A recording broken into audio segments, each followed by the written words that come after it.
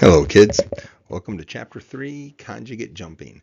Don't run away, don't run away. I know y'all don't do legs. As Neil Pickup would say, you got legs that would look better hanging out of a nest. But as you will see, well, first before we get into it, I got a little ahead of myself. Buy this book. Buy the book, The Conjugate Method. You can get it from Westside Barbell. It'll help you tremendously. As I step through how to apply it to arm wrestling, there's a lot of stuff in here I just don't cover, but it's well worth having. I marked up my copy with pen so much I think I got to buy a second copy just so it's still in readable form. Anyways, back to jumping. Louis says it's imperative to include jumping for an athlete's preparation for sports of all kinds. Jumping is a key to developing explosive power. Jumping helps in pretty much every sport, not so much for arm wrestling. Louis probably meant to say sports of all kind, except for you arm wrestlers who don't even have leg day. But all us arm wrestlers can benefit from explosive power. And somebody who was very good at developing it was the great Johnny Iceman Walker. He was famous for tossing and catching dumbbells. Before we leave, go ahead and review this quote, burn that into your mind, and go ahead and review this quote right here, both from Louis Simmons. All right, here's a video, Arm Wrestling Johnny Iceman Walker. I'll put the link to this video in the description. It's right here. I'll put it in the description as well.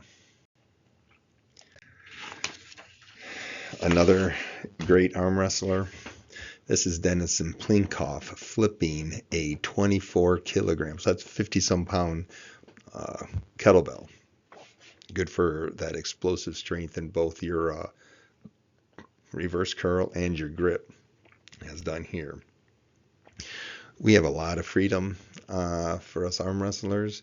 Besides the dumbbell curl and flipping the kettlebell, you could do reverse curls on a barbell. You could grab plates. You could pinch grip plates, toss them from hand to hand.